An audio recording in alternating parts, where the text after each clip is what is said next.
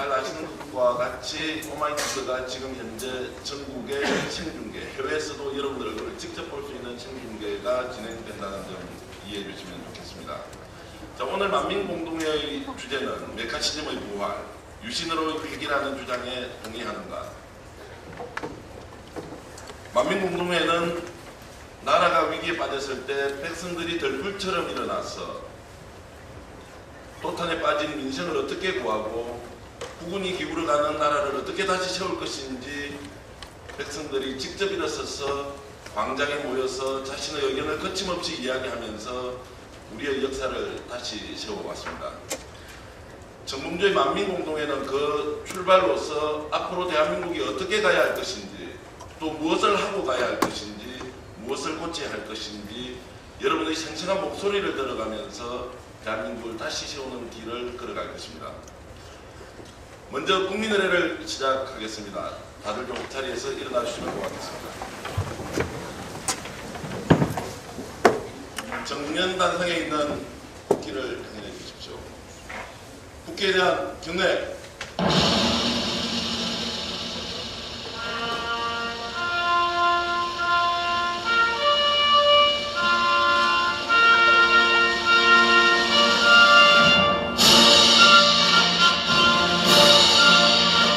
나는 자랑스러운 태극기야. 자유롭고 정의로운 대한민국의 무궁한 영광을 위하여 충성을 다할 것을 굳게 다짐합니다.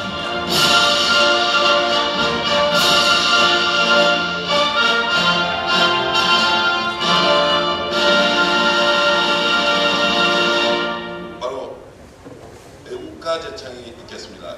1절만 부르겠습니다.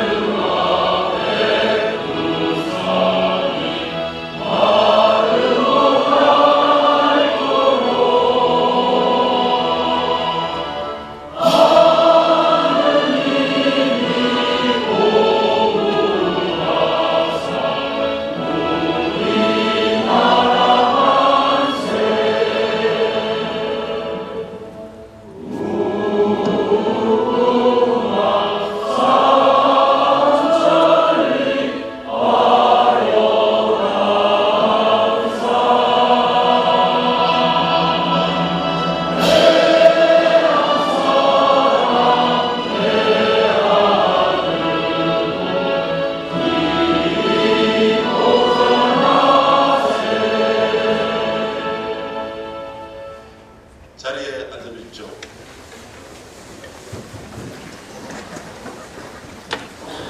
지금부터 만민공동회 선언식을 잠깐 하겠습니다. 좀 멀리서 오신 분, 또 나이가 좀 어리신 분, 또 불편한 몸을 끌고 와주신 우리 어르신들, 또 주부님들, 학생들 한 5분 정도 앞으로 좀 모시겠습니다. 자발적으로 좀 나와주시면 좋겠습니다.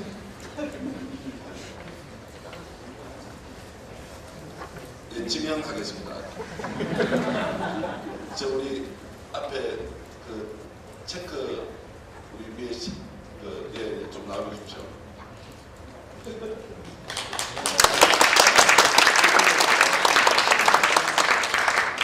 이쪽에 뽑음만 해보신 것 같은데 예, 좀 나오시죠. 예, 지금 돌아보시는 분이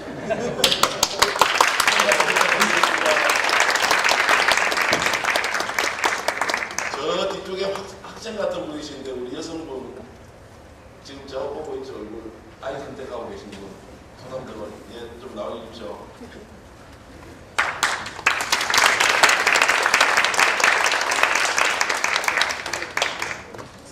그리고 이제 맨 앞에 우리 젊은 학생 같이 보이는 좀 나와주십시오. 자, 큰 박수 부탁드리겠습니다.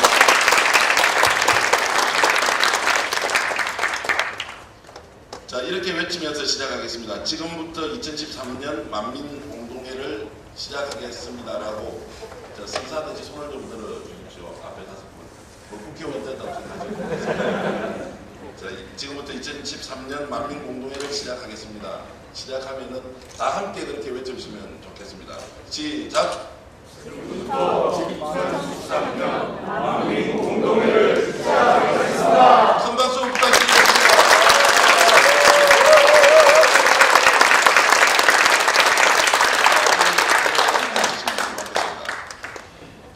자, 오늘 행사 진행을 위해서 잠깐 어떤 시스템으로 여러분들의 의견이 개진되고 그것이 통계적으로 모여서 최종 결론에 이르는지를 잠깐 설명드리겠습니다. 코리아 스픽스의 권동희 연구원께서 나와셔서 짧게 설명을 드리겠습니다. 네, 안녕하세요. 한국적 수경 모델을 개발하는 코리아 스픽스에서 나왔습니다. 권동희라고 합니다. 반갑습니다.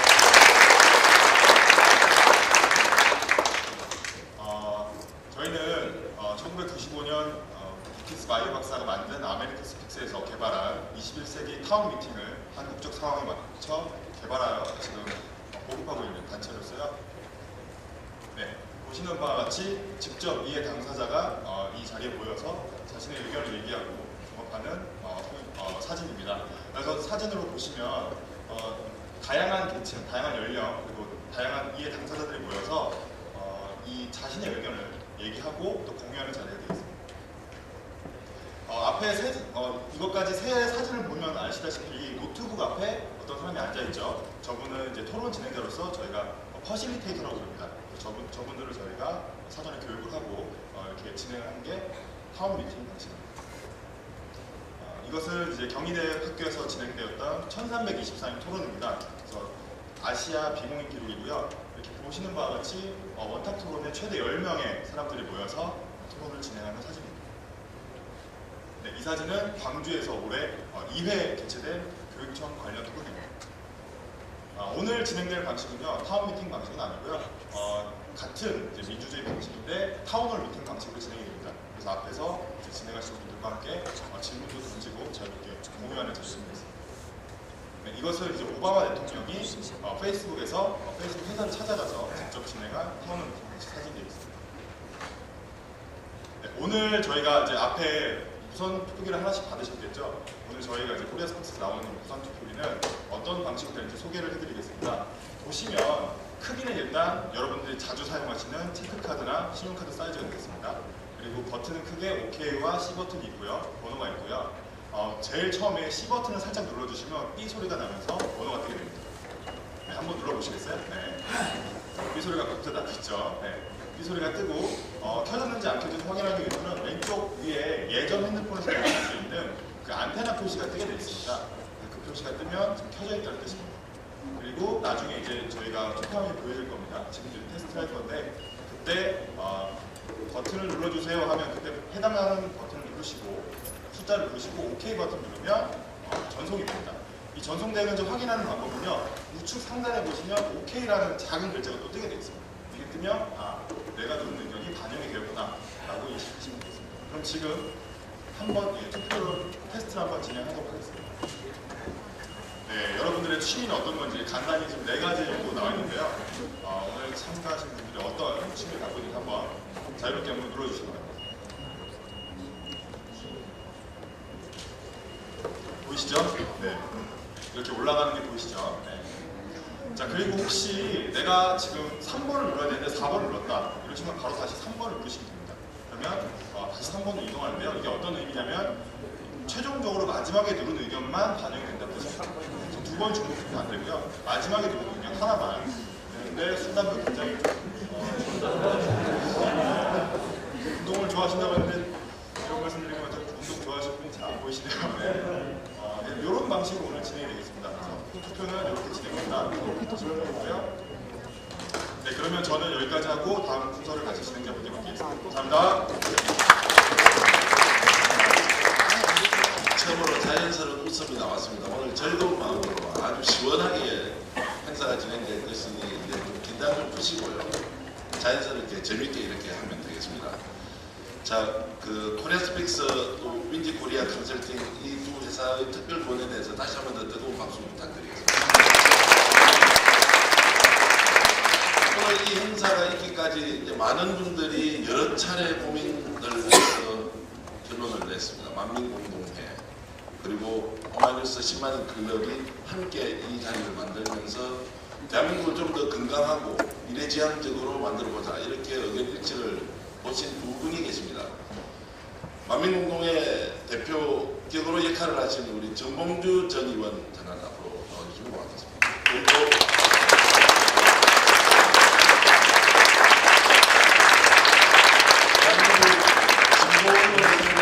오마이뉴스의 오연호 대표 잠깐 모시겠습니다.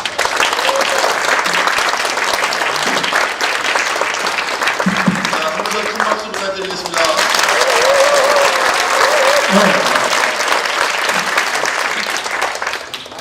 저쪽에 앉아있는 5분은 국정원에서 나오잖아요. 왜 거기 따로 앉아 계세요? 이쪽으로 옮기세요. 카메라 잡혀야 되니까. 안경 쓰고 마스크 쓴 거 보니까 분명히 국정원이네. 이쪽으로 좀 옮기세요. 카메라가 지금 다 나가니까. 네. 그리고 핸드폰 있으시죠? 없는 분들 손 들어보세요. 아니면 손을 들었다 머리를 쓰다듬어. 아, 핸드폰으로 트윗 하시죠, 트윗.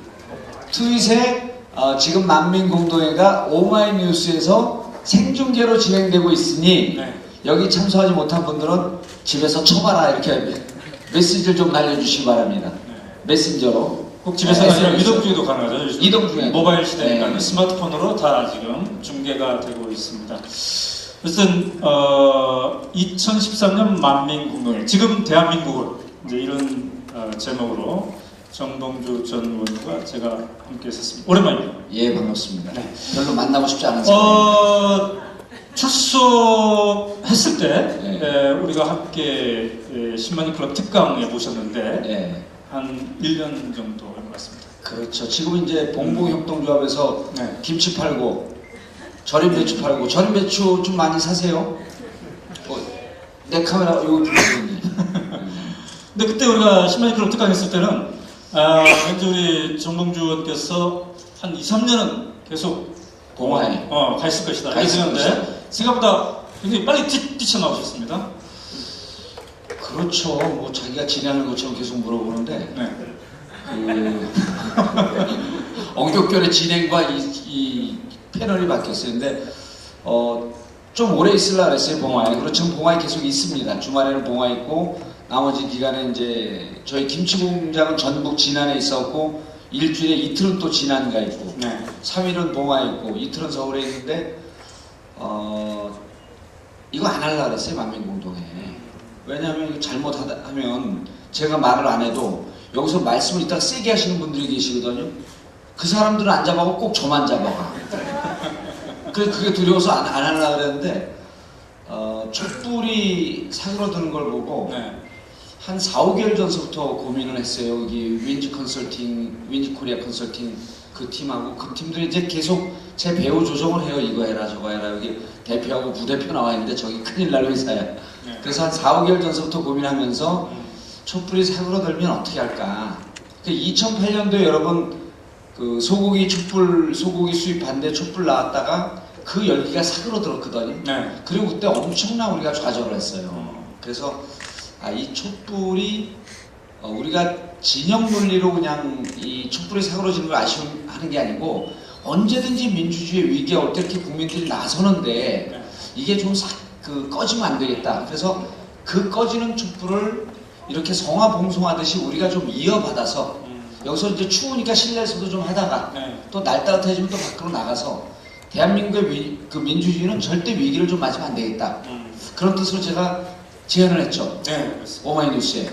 그래서 그때 어떻게 반응하셨어요? 아니 굉장히 좋았어요. 저도 사실은 여러 뜻이 있겠지만은 그 성화봉송하듯이 이어달리기를 한다. 예. 이게 매우 좋은 것 같습니다.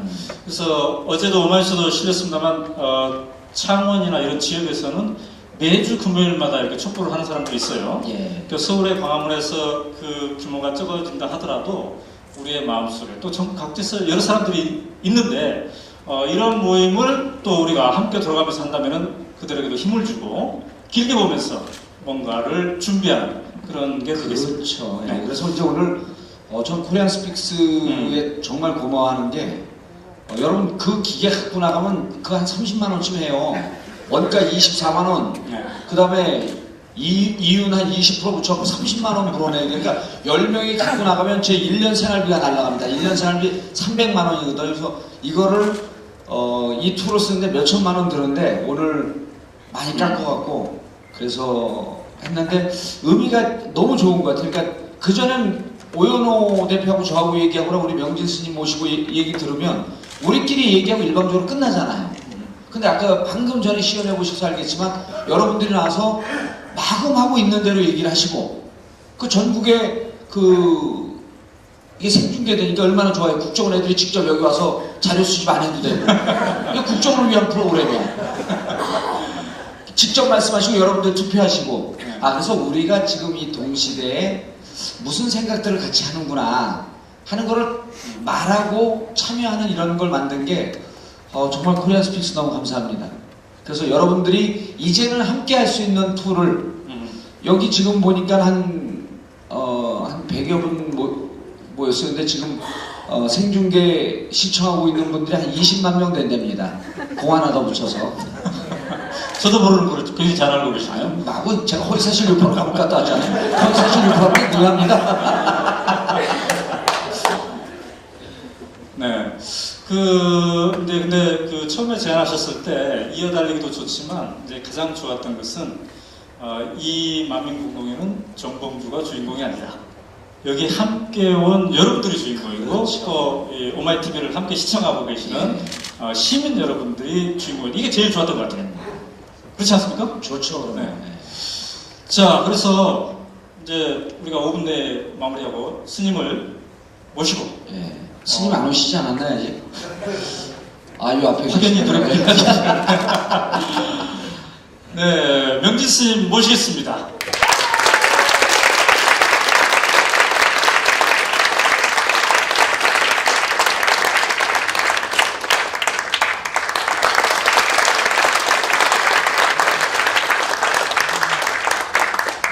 오늘 오신 분들 중 보니까 명진 스님 그 팬클럽에서 한 90% 오신 것 같아요. 그리고 이제 저희는 들러리스러 왔습니다. 그러니까 스님께서 말씀하시고 저희가 필요하면 저희는 여기 있으면 좀 피곤해요. 그래서 내려가서 좀 듣다가 야 정봉주 올라와, 오연 올라와, 아무 때든지 올라오겠습니다. 여러분 지금 방금 전에 오신 분들이 외곽 순환도로하고 여기 들어오는 여의도 들어오는 길이 너무 막힌대요. 그래갖고 예상보다 지금 사람들이 참가자들이 좀 적은데 스님 너무 실망하지 마세요. 보건사에서 쫓겨나시고 난 다음 스님 인기가 계속 떨어지고 있습니다. 이게 스님 인기의 실체예요. 이제 직시하셔야 됩니다. 네, 그러면 스님께서 저에게 좋은 말씀 한 30-40분 이렇게 주시고 또 언제든지 부르면서 저희가 올라오도록 하겠습니다. 네, 알겠습니다. 감사합니다. 여러분 뜨거운 박수 부탁드립니다. 진행하시는 분들은 물 좀 갖다 주세요. 아무리 보건사에서 쫓겨났다고 물도 안 드리냐. 됐으면 저희는 내려가 있겠습니다. 예. 자, 명진 스님의 진솔하고 명쾌한 말씀, 자, 큰 박수로 환영하겠습니다.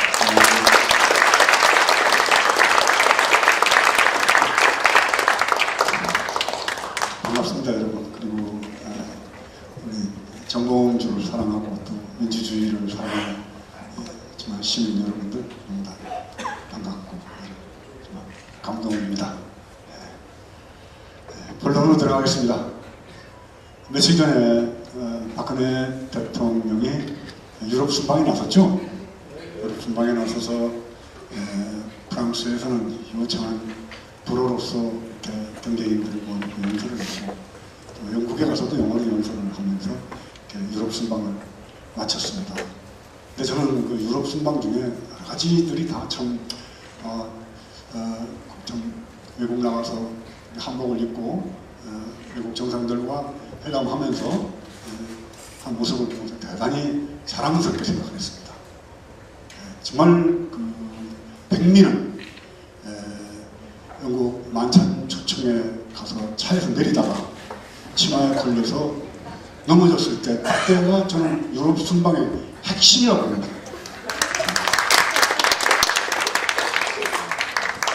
좋아하지 마세요. 그 넘어지고 부릅니까? 다이나믹 엔트리. 극적으로 입장한다. 이렇게 얘기를 했어요. 저도 그 대목에서 그 외국 국가 원수로서 외국 순방을 했다가 차에서 넘어지는 그런 큰 실수를 했는데 그 대목을 극적으로 내가 입장한다 이러면서 입장할 수 있는 사람이 우리나라 역대 대통령 중에 몇 명이나 될까? 정말 박근혜 대통령 대단하구나. 여러분들 왜 박수 안 칩니까? 박근혜 대통령 좀 칭찬하는 좋은 얘기 하니까 좀 인상 쓰는 분이 좀 몇 분 있는 것 같은데 그분들은 종북이라고 저는 알고 있습니다. 그러면 안 됩니다. 자유하는 거 정말 멋지게 평가를 할 줄 알아야죠. 그렇잖아요. 이와 똑같은 게 이제 영국에서 일어납니다. 처칠 수상이 어느 날 연설을 하기 위해서 마이크 앞으로 나가다가 벌러덩 자빠집니다. 사람들이 막 그 권위적이고 귀족 출신에 거만하고 그 2차 세계대전을 승리로 이끌었다고 당당거리는 처칠이 고집도 셌고 아주 보수적이고 그런 사람이 벌렁 자빠지니까 많은 사람들이 박장대소를 하고 웃습니다. 처칠이 일어나서 그럽니다.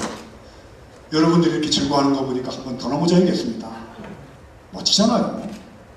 근사하죠? 처칠 수상 다음 수상이 클레멘트 앤틀리라는 그 노동당 출신의 그러니까 영국의 지금 복지 제도를 완벽하게 갖춰놓은 그런 그 분이 수상이 됩니다. 근데 앤틀리가 공기업 기관 산업들, 뭐 철도, 뭐 전기, 민간 항공기 전부 국유화를 주장하면서 그렇게 몰아가고 있었습니다, 여러분을. 하루는 국회에서 그런 걸 얘기를 가지고 난타전을 벌이다가 화장실을 갔는데 클레멘트 앤틀리가 소변을 보고 있는데 자리가 비었는데 처칠이 거기 가서 일을 안 보는 거예요. 그래서 물어봅니다. 아니 왜 내 옆에 와서 소변을 안 봅니까? 내가 그렇게 무서워요? 그러니까 아니 당신은 큼직하고 쓸만한 것만 보면 구경하려고 그러는데 내 거 보고 구경한다고 그럴까봐 이렇게 얘기를 합니다. 뭐 이런 뭐 처칠의 그 유머 감각에 대한 얘기는 너무 많죠. 뭐 항상 아침 회의에 늦게 나가고 이러니까는 사람들이 막 꾸지니까 당신도 나같이 이쁜 마누라하고 살면 이렇게 늦을 거야. 이런 대목들. 우리나라 정치인들 그런 유머 할 수 있는 사람이 있나요? 거기에 대한 가능성을 조금이라도 보인 게 정봉주입니다. 정봉주. 때로는 뭐 가볍다는 말도 듣고 뭐 이러지만 그 정봉주가 갖고 있는 반전들 이런 걸 보면서 정말 옆에서 잘 보호해주고 도와주고 하면은 정말 좋은 정치인이 되겠구나 하는 그 희망 때문에 참 이런 자리 이제 저도 가급적이면 좀 거룩한 스님 아주 폼나는 스님 하고 싶었다가도 우리 정봉주 의원의 꼬임에 빠져서 이 자리에 왔습니다. 영국이라는 나라가 애틀리 수상이 수상을 할 때 한국전쟁 때 한국전쟁에 원폭 투하를 하려고 트루만이 결심했을 때 비행기 타고 그 다음날 날아가서 원폭 투하를 막은 사람이 클레멘트 애틀리입니다. 영국 수상. 그런 거. 참 그 다음에 영국이 참 했던 옛날 말 중에 셰익스피어와 인도를 바꾸지 않겠다. 이거는 물질적 가치보다는 문화와 정신적인 가치를 더 소중하게 생각하는 영국이 뭐 해적의 나라고 바이킹 솔직했던 나라지만 그러나 오랜 역사 속에서 역사를 소중하게 생각하고 이런 가치들. 그 다음에 첫 번째 방문지가 프랑스였습니다. 프랑스 가서 참 유창하게 프랑스 말로 또 연설을 해서 많은 사람들이 그 나라 말로 가서 하는 것이 어떤 사람은 뭐 여러 가지 시비도 합니다만은 친근감이 가게 할 수도 있습니다. 미국 대통령이 우리나라 한글로 연설했다고 칩시다. 와, 우리나라 사람들이 정말 너무 좋아할 거 아닙니까? 중국의 그 총서기가 와서 우리나라 말로 방문했을 때 연설하면 간단한 한국말 한마디만 해도 친근감이 가는 거죠. 물론 큰 나라의 국가원수가 작은 나라에 와서 그 나라 말을 쓰면 굉장합니다. 그러나 작은 나라가 큰 나라에 가서 그 나라 말을 쓰는 것은 조금 좀 생각 좀 해봐야지 됩니다.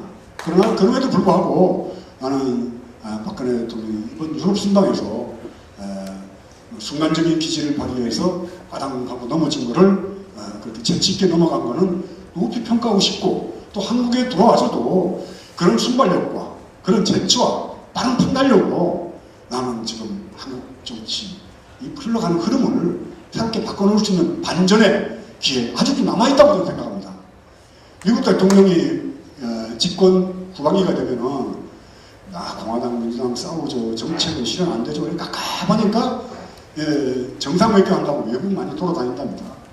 근데 어느 대통령이 국내 정치가 시끄러우니까 그 앤드류 공항에 와가지고 내리려고 그러는데 내리기가 싫어가지고 그 비서관들 보고 야 상공에서 몇 바퀴 돌다 내리자.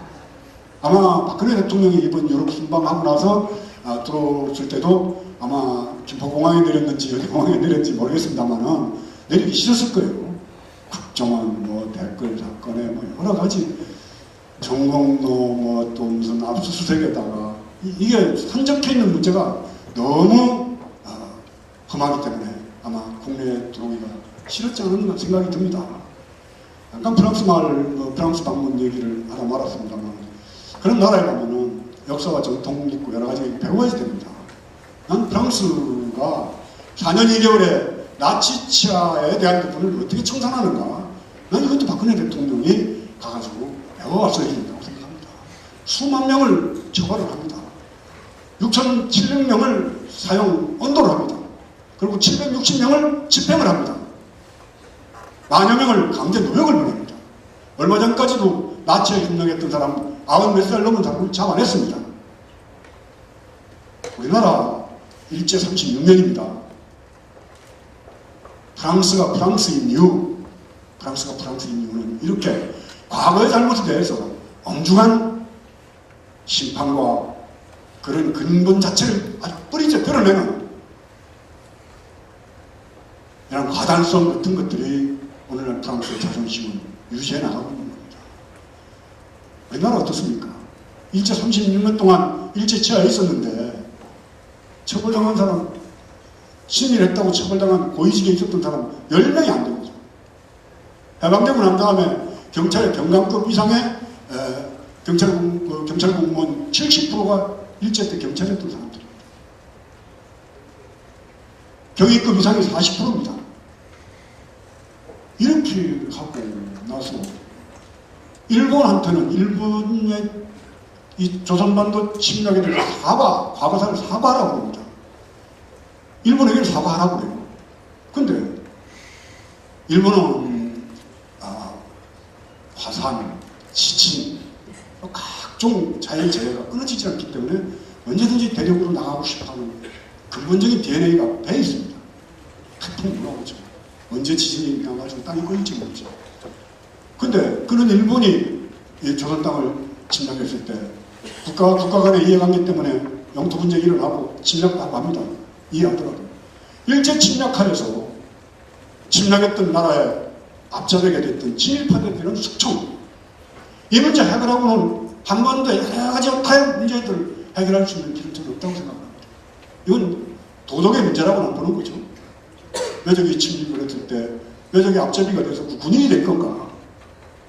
꼭 누구라고 지칭 안 하겠습니다. 윤봉길 의사와 같이 폭탄을 던지면서 저항을 할 것입니다.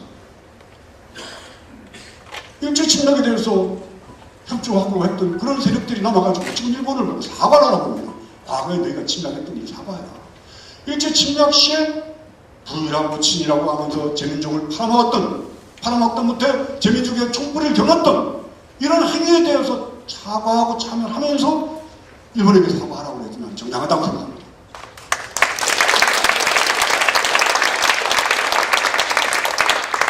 한국 사회, 대한민국 오늘의 문제는 진보냐, 뭐 보수냐, 종북이냐, 아니냐, 이게 문제가 아닙니다. 정직하냐, 정직하지 않냐, 이 문제입니다. 도덕적이냐 부도덕하냐.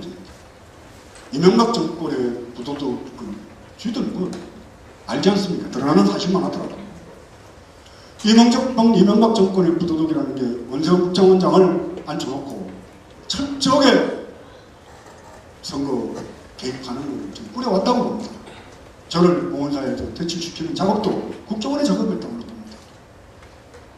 사회각계 측면 국정원이 그 장대산 사건 터지고 나서부터는 거의 국정원이 없다시피 했습니다. 그래서 제가 우리 실무자들하고 하면서 야, 국정원이 조용한데 저게 틀림없이 선거 준비하는 것 같다. 선거 준비하는 것 같다는 얘기를 몇 차례 했습니다. 여기 그 어디입니까? 호텔 롯데호텔에 가서 인도네시아 살렸던 그 노트북 훔치다가 들키죠. 그 호텔 털이나 하는 절도범 주제에 지들이 할 줄 있는 게 없어요. 그러니까 선거 준비한다고 그 짓들을 한 겁니다. 그렇게 해서 박근혜 대통령은 나는 덕분이 하나도 없다고 하지만은 그러나 국정원이 댓글 작업을 해서 댓글 작업한 국정원의 직원이 그 민주당에서 오피스텔에다가 놓고 전부 다 그걸 찾아내려고 했을 때 인권 문제에 거론했습니다. 박근혜 대통령이 인권 문제, 여직원의 인권 문제에 대해서 그 문재인의 신랄하게 그걸 비판했습니다. 근데 지금 이제 사실이 됐습니다. 그 국정원 여직원의 변호사비를 745위 부대라는 데서 변호사비를 지급했어요. 국정원장은 개인의 일탈 행위라고 했는데 개인의 일탈 행위를 국민의 세금으로 변호사비를 지급했습니다. 근데 그 지급한 게 국정원도 아니고 또 745위 부대예요. 대한민국은 지금 오늘 말이죠. 오늘의 대한민국은 여기저기에서 귀신이 코칼롯 같은 일들이 삼지사방에서 벌어지는 거예요. 사초폐기에 대한 얘기가 계속 나왔습니다.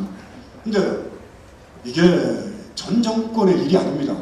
전 정권의 일입니다. 노무현 대통령은 전 정권입니다.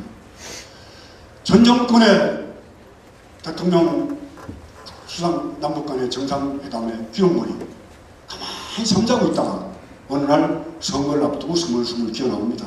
그래가지고 김무성 의원은 토시 하나 틀리지 않게 선거 때 그걸 읽습니다.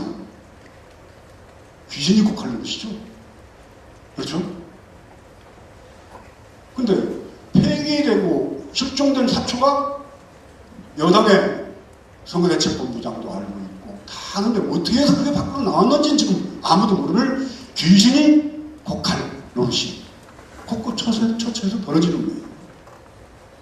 자, 변호사비 얼마 전에 남정준 국정원장이 북한과 싸우면 북한을 명랑시킬 수 있다고 그럴 때 맞다. 싸우면 무조건 이긴다 우리가. 왜냐하면 귀신도 모르는 부대가 있는 겁니다. 귀신도 모르는 부대. 745위 부대 물어보니까 남자 입장에 자기는 그런 부대를 모른다고 합니다. 국방부 장관, 김관진 국방부 장관도 모르고 국정원장도 모르는 귀신 같은 부대들이 곳곳에 있는 거예요. 귀신같이 대통령 기록물을 훔쳐다가 갖다 볼 수 있는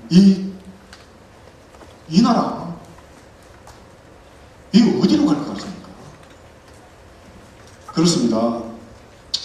외국에 뭐 정치하는 분들 얘기를 자꾸 들어서 얘기를 합니다만 대한민국 정치뿐만 아니라 한국 사회에 나아가지도 있길 링컨 대통령과의 적이 스탠턴이라는 애슐리 스탠턴이라는 사람이 링컨 대통령의 적입니다. 링컨 대통령은 정규교육을 6개월 받습니다. 그리고 독학으로 공부를 하죠. 그럼 뭐 우리 위인전인가 이런 거 어렸을 때 읽은 것도 많이 봤지 않습니까? 근데 스탠턴이라는 사람은 명문대학교를 나와서 잘생겼습니다. 아주 말도 잘하고 링컨도 변호사가 되고 스탠턴도 변호사가 됩니다. 어느 날 어떤 사건을 맡게 됐는데 링컨과 스탠턴이 같이 맞습니다. 그때 스탠턴이 그럽니다. 저는 저질 모자라는 놈하고 이런 사건을 맡다냐고서 인격적으로 아주 모독을 줍니다. 그리고 나중에 링컨은 공화당 대통령이 되고 스탠턴은 민주당의 민주당으로부터 정치를 합니다. 그때 뭐라고 줄 압니까? 링컨을 향해서 원숭이를 잡으려고 아프리카로 갈 것입니다. 링컨 대통령이 팔이 적히고 얼굴을 뭐 시험 기르고 이래서 그렇지 굉장히 못생겼다고 생각해요. 그러니까 그 링컨을 잡으면은 아프리카의 원숭이를 잡으면 긴팔 원숭이다라고 이렇게 링컨을 인격적으로 비하하고 모독을 주고 모욕을 주고 그럽니다. 링컨이 대통령이 되고 난 다음에 남북 전쟁이 터지면서 남북 전쟁의 국방부 장관을 스탠턴을 임명합니다. 엄청난 반대를 무릅쓰고 꼭 박근혜 대통령이 이정희 통진당 의원을 무슨 여성부 장관이나 시키는 그런 격이 되겠죠. 이 참 멋지잖아요. 자기를 아프리카에 가서 원숭이 잡으러 갈 게 없어. 링컨을 잡으면은 그게 아프리카 원숭이야. 이렇게 인격적 모독을 준 사람을 남북 전쟁 위급한 상황에 국방부 장관을 시키는 거예요. 옆에서 그렇게 반대를 합니다. 반대를 할 때 링컨이 그렇게 얘기를 합니다. 적을, 상대방을, 나의 반대파를 잡아서 전멸을 시켜서 없애버려서 그렇게 해서 적을 제압하는 게 아니라 적이 나를 도와주고 내 편이 되고 나와 함께 가도록 하는 것이 진정한 적에 대한 승리다. 참 근사하죠. 결국은 남북전쟁을 승리를 끌고 얼마 있다가 나중에 지나고 난 다음에 링컨 대통령이 극장에서 영화를 보다가 총에 맞아서 죽었을 때 미국 역사상 가장 위대한 대통령의 위상들이다. 그러면서 링컨 대통령의 빈소를 가장 오랫동안 떠나지 않고 지켰던 게 스탠턴입니다. 이런 포용과 용서, 같이 가고자 하는 그런 그 정신. 근데 이 같이 가려고 그러면은요, 누가 용서를 해줘야지 되겠어요? 누가 북두 가야지 되겠어요? 누가 알아주겠습니까? 한국 사회 여러분들이 아무리 뭐니 하고 뭐 해도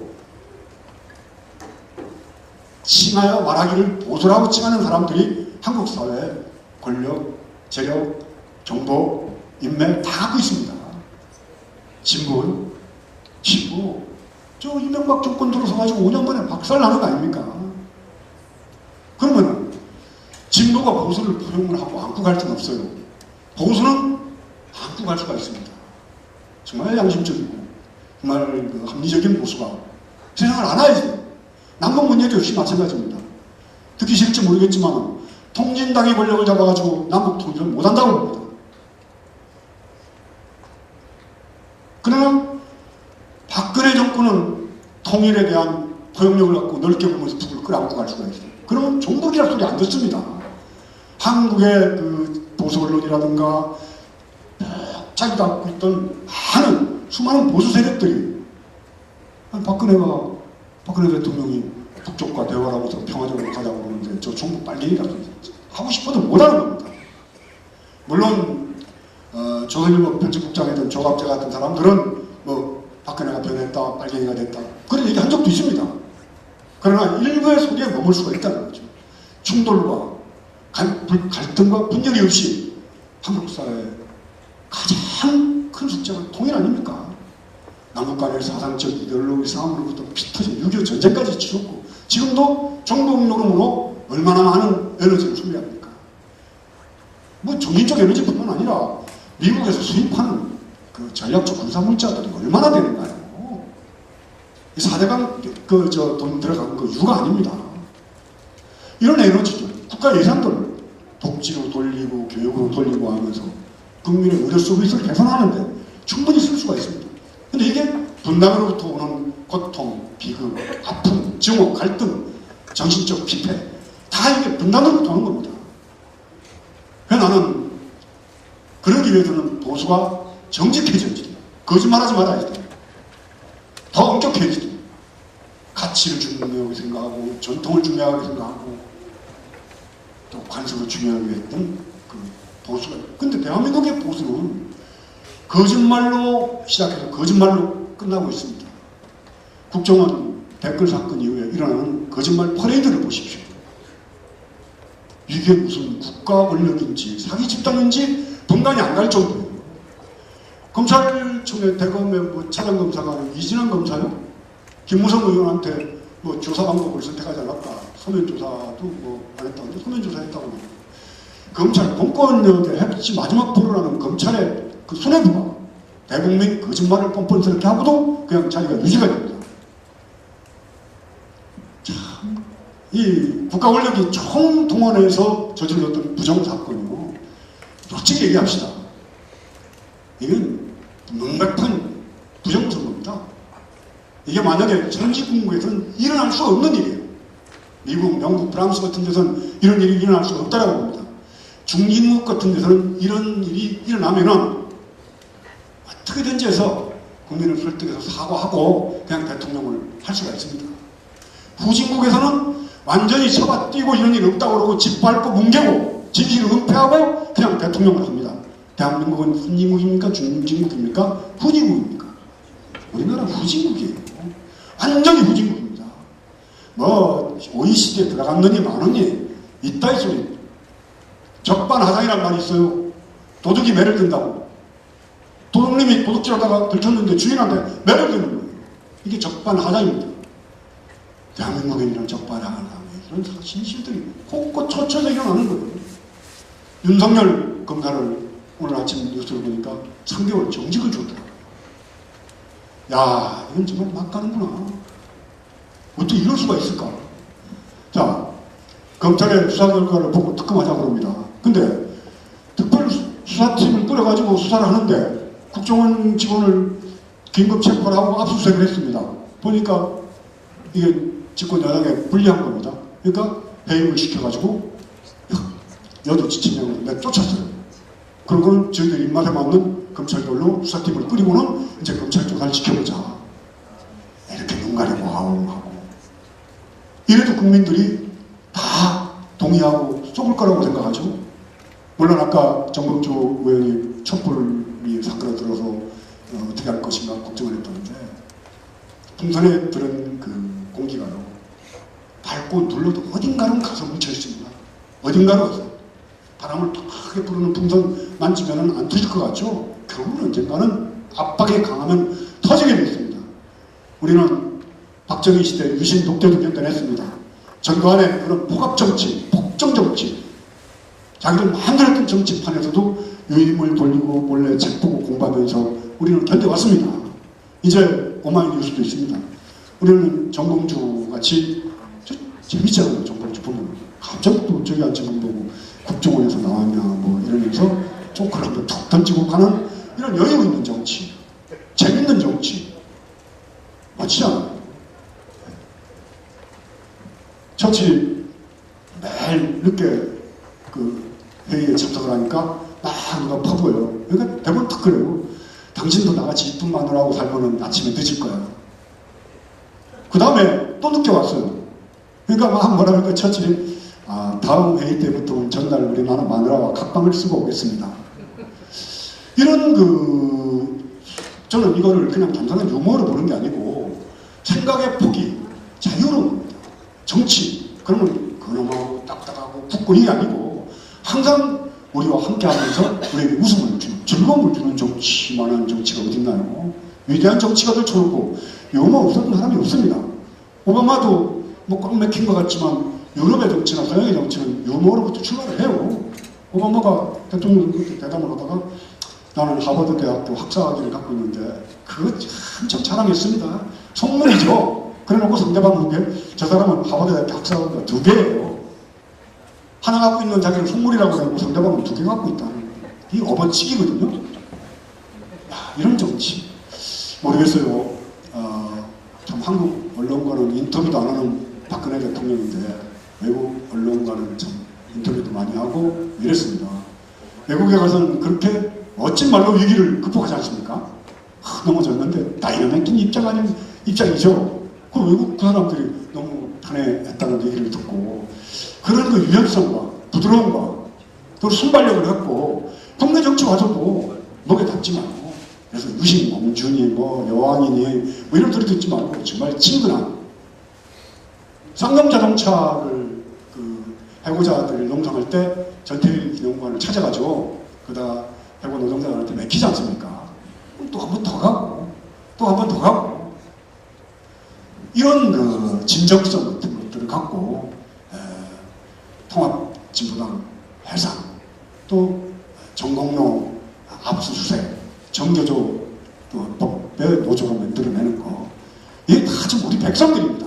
박근혜 대통령 입장에 보면 우리 국민이에요. 우리 국민이 고통과 얼마나 힘들면은 삼성노조 서비스센터, 삼성전자 서비스센터 그 기사로 일했던 최종범 씨가 이래도 배고플 수밖에 없는 이 세상에 전태일 열사 같지 않지만 내 죽음을 통해서 이 참 비참한 생활고를 고백하면서 유서서는 자살을 했겠어요. 어저께는 수능시험 점수 낮다고 부모님께 먼저 떠나간다고 유서서 죽은 여학생이 있습니다. 이 두 가지의 자살 사건이 오늘 한국 사회의 총체적 문제점 여기 들어가 있습니다. 하우스 프로뿐만 아니라 워킹 프로. 이래도 가난할 수밖에 없고 가난한 사람의 자식은 또 다시 가난할 수밖에 없는 대물림의 가난함들. 그리고 치열한 공부. 성적이 낮으면 약을 먹고 자살할 수밖에 없을 정도로 경쟁을 심화시켜가지고 젊은이다운 그런 참 여유있는 우정이라는 건 없었어요. 경쟁입니다. 이렇게 바뀐 한국 사회의 치유. 난 만민공동회가 가야 될 길은 이런 치유 방법을 어떻게 찾아낼 것인가에 대한 정말 깊은 고민으로부터 출발해야 된다고 생각합니다. 아까 정몽주 의원이 저보고 오늘 얼마나 해야지 되느냐 그러는데 한 40분 정도입니다. 그래서 40분 안 돼. 2시간 해야지 돼. 그랬는데 아까도 30분만 이렇게 했으면 하더라고요. 그래서 하고 싶은 말 사실 너무 많습니다. 이 나라 중이 무슨 정치 발언을 그렇게 많이 하느냐. 이게 정치가 아닙니다. 양심의 문제입니다. 도덕의 문제입니다. 이 땅에 떨어진 도덕성, 국가 권력이 저지른 범죄 행위, 대국민 사기 행각 으로 좀 끝냈으면 좋겠어요. 박근혜 대통령은 조금 잘했으면 좋겠어요. 나도 불경을 얘기하고 부처님의 가르침을 얘기하고 거룩한 부처님의 가르침을 살고 싶습니다. 그러나 또다시 현실 정치에 대해서 분노하고 아파하고 괴로워하면서 그 최종범 씨와 어저께 학생이 그렇게 참 자살하는 걸 보고 가슴이 미어지는 거예요. 그 학생 하나뿐이겠습니까? 삼성 그 전자 서비스 기사뿐이겠습니까? LG는 안 그렇겠습니까? 대우는 안 그렇겠습니까? 가장 바쁠 때 7, 8, 9월 달에 에어컨 고장 많이 나고 냉장고 고장 많이 날 때 들어오는 수입이 350, 많을 때 100, 500도 된답니다. 밤 11시까지 수리하러 다닐 때. 근데 거기다 휘발유, 기름값 다 제하고 통신비 제하고 다 제하고 나면 한 300만 원 갖고 들어가. 석 달 동안. 그리고 나머지 좀 쉴 때, 일이 없을 때는 150 정도 갖고 들어가. 그거 가지고 5인 가족이 어떻게 살아요? 어떻게 해?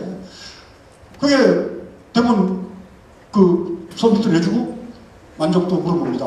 만족도 물어보는데 수입이 좀 깎아주면 엄청 좋다라고 써주겠다. 안 깎아줄 수가 없어요.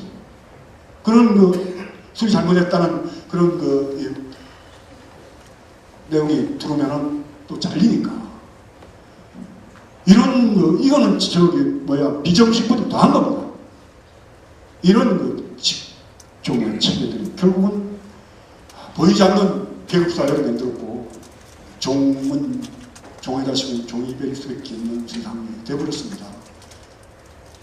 가난한 사람들 위장전이 못합니다. 할 필요가 없습니다. 돈이 있어야지 땅 투기라든지 애를 좋은 학군에 보내는지 하는 위장전입을 할 거 아닙니까? 그건 중산층 이상의 부자들만 하는 겁니다. 가난한 사람들 군 면제 못 받습니다. 권력 없고 빼놓는 사람들 내 아들 국적 포기하고 미국 국적 취득 못합니다. 이런 사람들이 전부 앉아서 국가 안보는 입으로 다 해요. 아들 군대 안 보내고 위장 전입하고 사기치고 거짓말하고 부산저축은행 동양 이런 증권 문제에 이렇게 개미 투자했던 가난한 사람들은 전부 다 지금 죽을 지경입니다. 공공용 또 오른답니다. 나는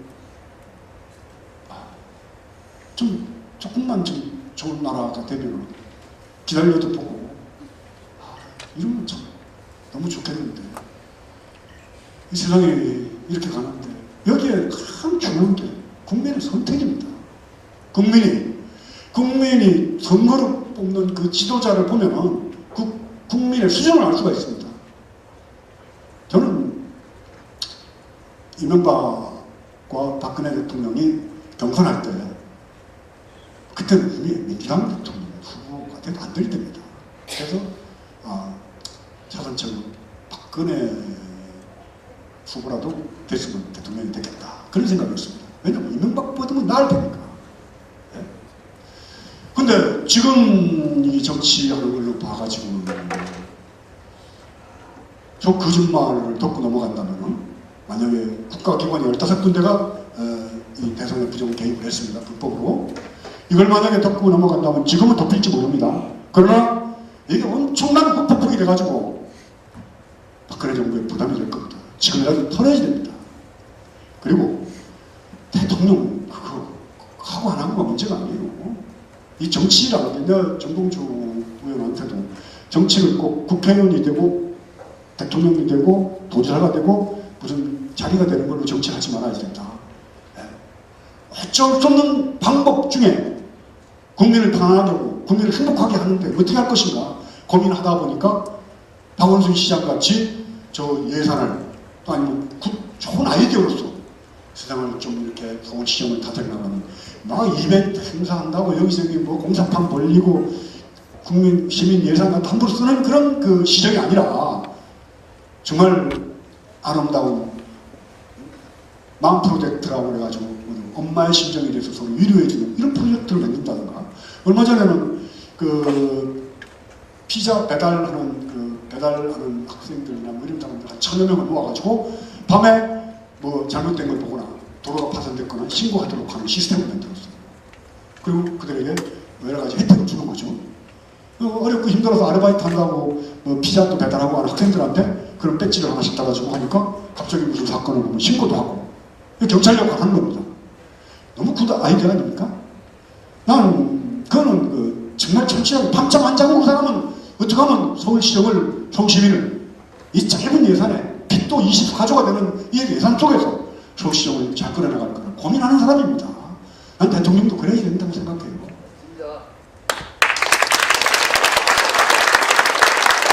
다시 한번 말씀드리겠습니다. 우리 시대는 도덕과 부도덕의 싸움입니다. 진보와 보수의 싸움도 아닙니다. 뭐 북한과 남한의 싸움도 아닙니다. 부도덕한 세력과 도덕적 세력과의 싸움입니다. 아무리 사상과 이념과 뭐 훌륭하다 하더라도 거짓말하고 국민 속이고 부도덕한 행위로서 나라의 도덕을 타락시키는 정치지면 퇴출시켜야 됩니다.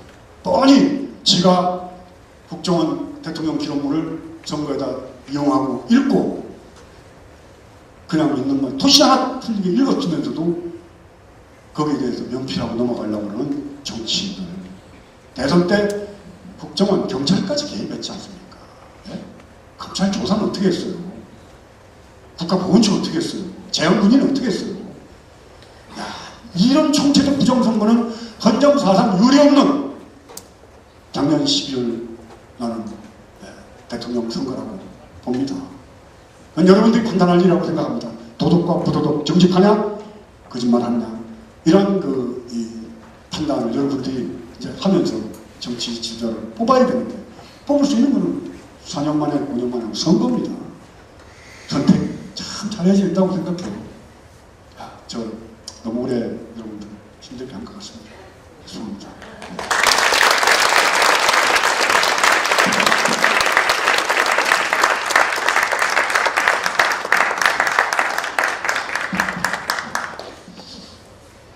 스님 고생하셨습니다. 분위기가 좀 묵직해졌죠? 근데 원래 우리 사회가 지금 우울하죠? 우울한가 우울하지 않은가 투표 한번 할까요? 좋아요. 우리 스님 이제 조금 있으면 동면 들어가셔야 돼요.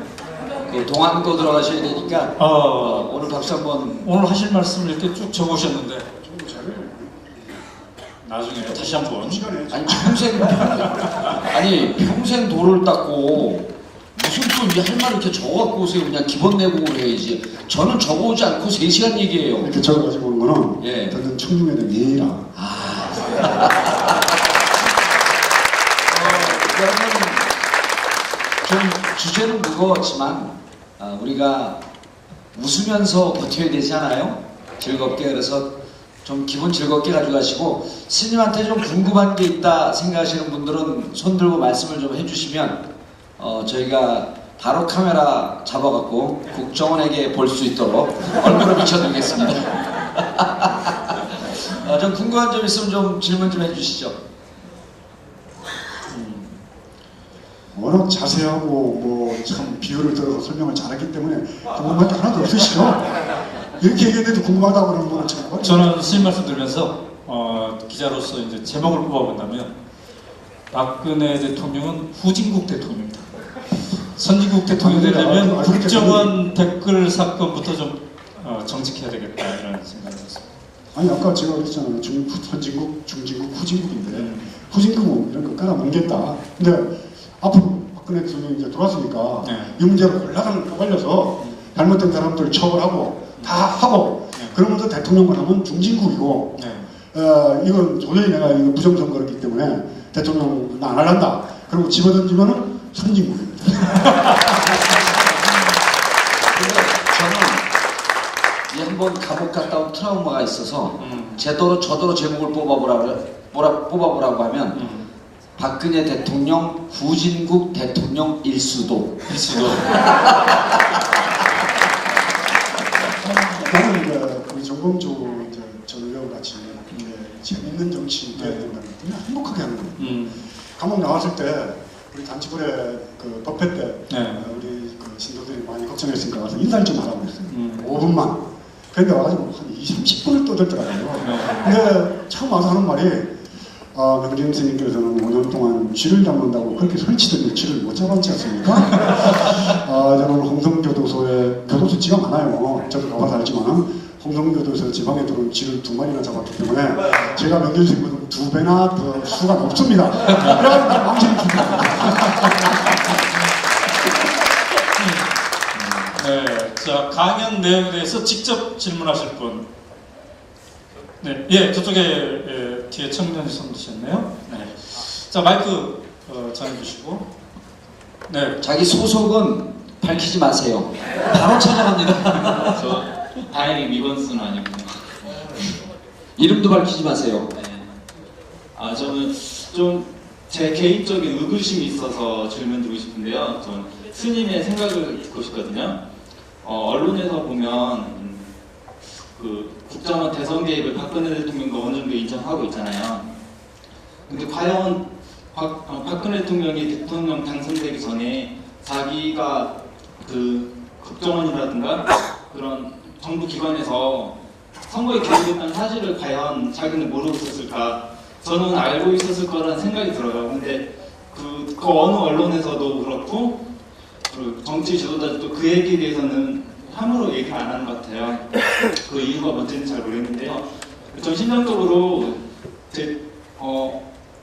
그 선거 치르는 당사자가 그 사실을 모르고 있었을 거라고 생각하지 않거든요. 근데 스님은 어떻게 생각하세요? 개인적으로는요? 사람의 속마음을 들여다보시는 스님이시네요. 와 답답하다. 질문하신 분은 이제 앉으셔도 돼요. 계속 카메라 잡히고 싶은 것 같아. 문재인 대통령 당시 후보와 그 토론회를 했었죠. TV 토론회. 마지막 토론회 때 그 국정원 댓글을 달았던 그 의인에 대해서 박근혜 대통령 후보가 그 당시에 인권을 유린하는 거다라고 얘기를 합니다. 그리고 지금 상황에는 권영세 그 주중대사나 김무성이나 뭐 이런 분들 거의 국정원과 미리 서로 다 이명박 정권과 함께 더불어 같이 선거 대책을 수립하고 어떻게 아들아들하다 그러니까 여러 가지 작업들을 했다고 저는 봅니다. 뭐 선거 직후에 투개표 과정에도 문제가 있었다라는 여론들이 굉장히 많았습니다.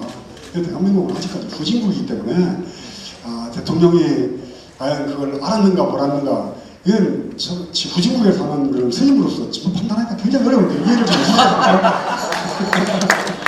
네. 스님께서 답을 알고 계신데 아직은 때가 아니다.